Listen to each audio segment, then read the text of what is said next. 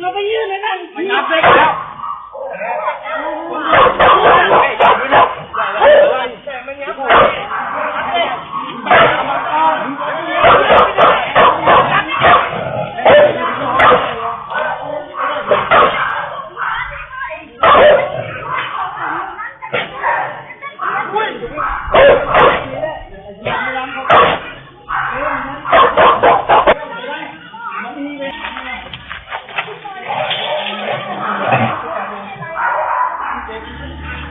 พี่น้องเป็นไงกันบ้างวะพี่